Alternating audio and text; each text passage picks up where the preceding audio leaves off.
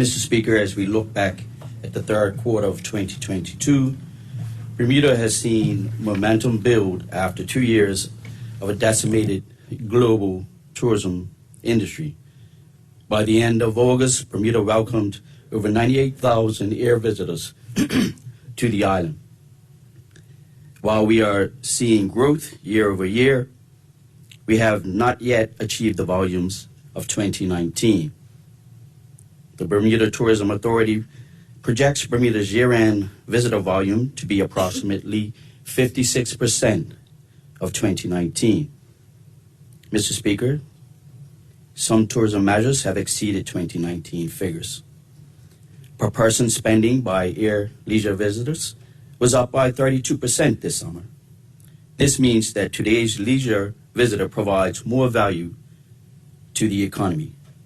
More is being spent in Bermuda's hotels, shops, and businesses at $2,030 per person than they did individually in 2019, when each air leisure visitor spent $1,534 on average. The average length of stay year-to-date shows that Bermuda's leisure visitors are booking vacations that are 11% longer than in 2019.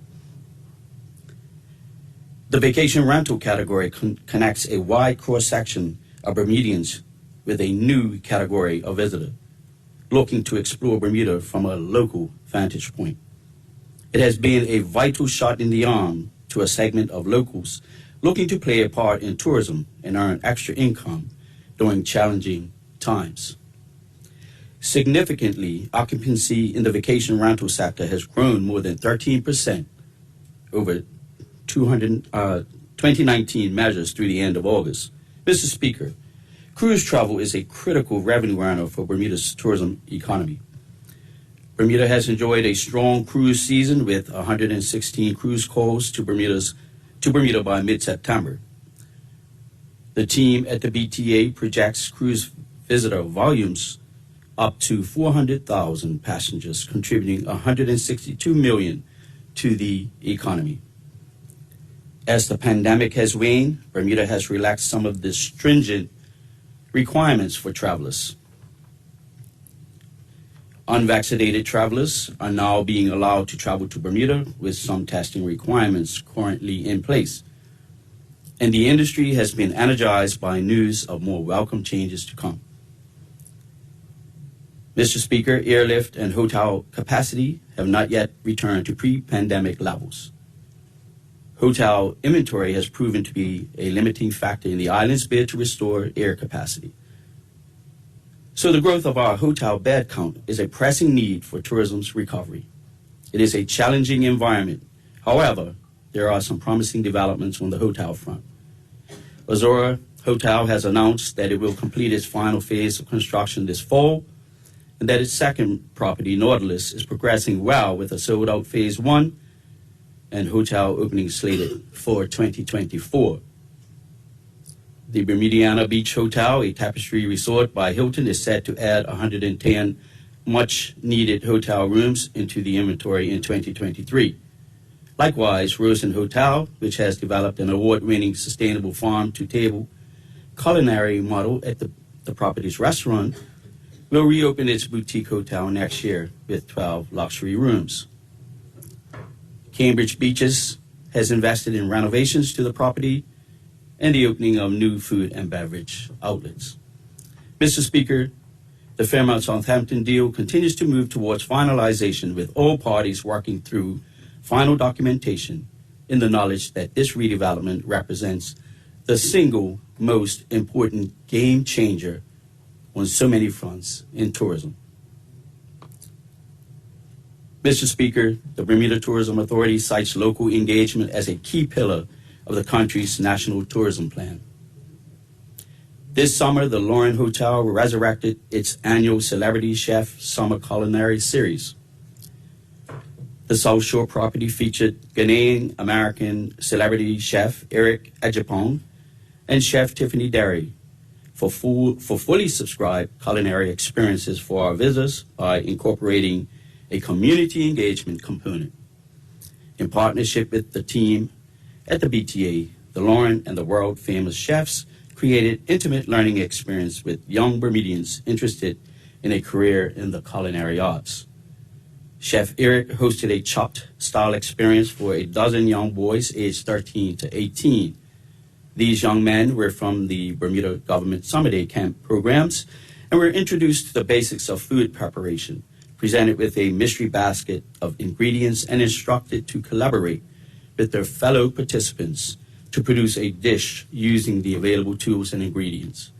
Similarly, Chef Tiffany Derry spent an afternoon sharing the joys of a career in the culinary arts with a group of young women from summer camps around the island. I wish to thank the team at the Lauren for creating an opportunity to show the potential of a career in hospitality. Mr. Speaker, on World Tourism Day, the BTA celebrated sustainability with the theme Rethink Tourism. The authority launched a supporting social campaign recognizing faces in tourism outside the traditional realm whose work contributed to sustainability and an eco-conscious approach to hospitality. The Bermuda public can expect more communications that will showcase unexpected ways that locals can engage and participate in the tourism sector in alignment with the National Tourism Plan. Mr. Speaker, the organization's maritime strategy has already exceeded 2022 targets as of August. A critical component of our maritime strategy has been the growth of the superyacht segment. The strategic integrated marketing partnerships initiated in 2021 have positioned Bermuda to make significant inroads in increasing awareness and engagement with the superyacht industry. Since 2020, Bermuda's focus on attracting superyachts has created opportunities for growth. Bermuda has welcomed 79 superyacht calls to date in 2022 compared to 37 in 2021. Superyachts can have can have a significant impact on any local economy with expenditure on berthing, fuel, maintenance, and supplies, as well as onshore spending by crew and guests. Through August 2022, $3.0 million, $1.1 million in 2021, in economic impact has been realized from superyachts in Bermuda. Mr. Speaker, historically, Bermuda's entertainment sector has always represented an exciting, memorable part of Bermuda's tourism product. The BTA has made 2022 the starting point for revitalizing and investing in Bermuda's entertainment product. The government collaborated with the authority to invite tourism entrepreneurs and promoters to provide unique, culturally authentic entertainment experiences. The Great Sound Entertainment Series was launched in August featuring local entertainment showcases, including a revival of the popular Made in Bermuda Nights series. Bermuda's entertainers, whose livelihoods were adversely impacted by COVID-induced lockdowns, restrictions, and the drop in visitor arrivals, are finally beginning to see more opportunities. Mr. Speaker, with the BTA-sponsored events and grant programs for qualified experiences, this administration is committed to providing a boost to local entertainment. We salute the local promoters and business owners for their role in creating opportunities to enjoy Bermuda's culture with weekly musical lineups around the island. Mr. Speaker, the government is proud of the support it has provided for live entertainment through the Great Sound Entertainment Series. The Saturdays at Woody series wrapped up last weekend with a stellar performance by one of Bermuda's most prolific creators of original Bermudian music, Original Live Wires, and the Kings Band. The series included performances by some of our most talented bands, including Hindsight, Working Title, Paradise Band, and more. This weekend, the Great Sound Entertainment Series concludes with the inaugural Swizzle Festival in Bars Bay Park. The Bermuda Tourism Authority has launched a high-impact high-impact, visually appealing brand campaign titled Lost Yet Found. The campaign leverages themes of authenticity and curiosity that shifts the narrative about who and what Bermuda is. The creative strategy was developed based on industry data and targeted research identifying specific decision-making drivers for the country's target visitor. They will be using all media platforms to tell and share stories about the breadth and depth of Bermuda and her people. Bermuda's new advertising campaign is live in households around the world and has already had 5.2 million views due to strategic advertising placements. The campaign is ongoing and early performance numbers are outperforming historical brand performance metrics.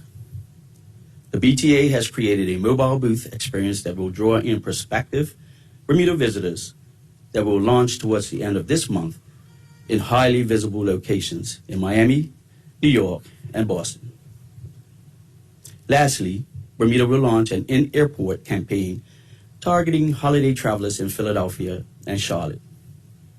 The campaign is a data-driven tool to entice visitors to the island.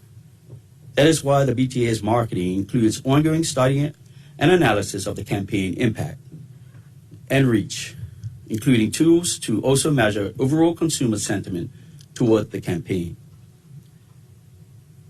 The distribution report for the Lost Yet Found announcement, which led with the headline, Bermuda's Lost Yet Found campaign lures visitors for a deep dive into the destination's unique culture, was well received and had a combined audience of 89.5 million through 110 pieces of coverage to date.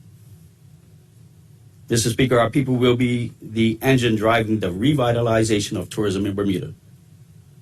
And the team at the Bermuda Tourism Authority has been aggressively focused on that aim. The organization has been restructured to achieve the goals of the Tourism Strategic Recovery Plan. And under Ms. Barkley's leadership, the authority has made progress on staffing gaps with the appointment and promotion of qualified, experienced professionals to several key posts in the marketing and sales divisions.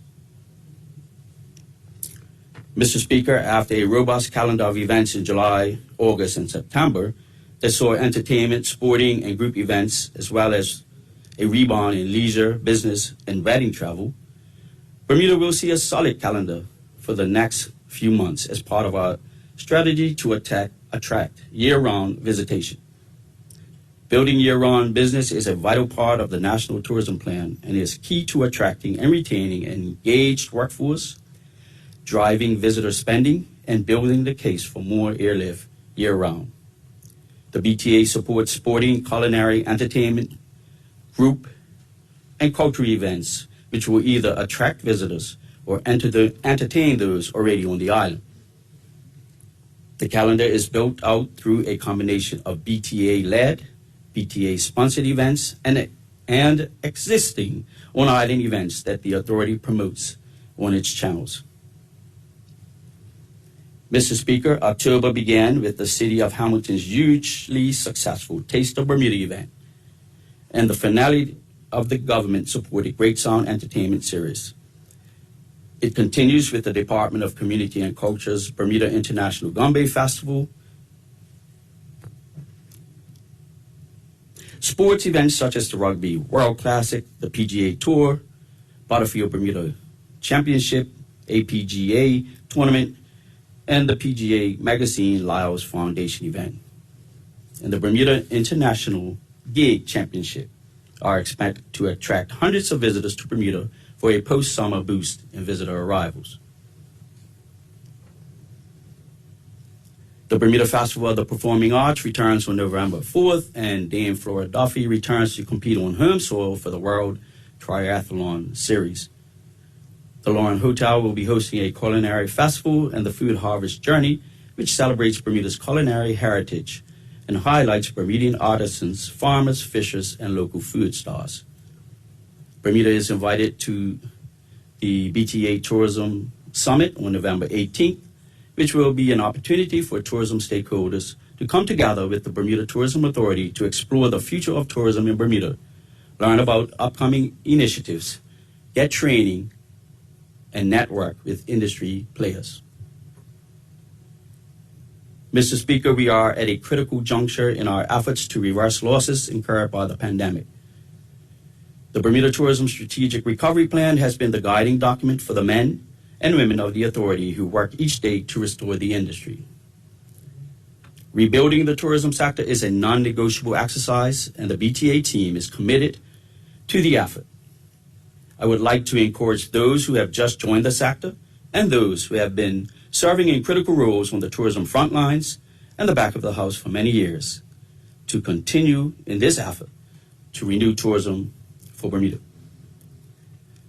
Mr. Speaker, I would like to commend the resourcefulness of all who have played a part in keeping this essential industry on the path to recovery.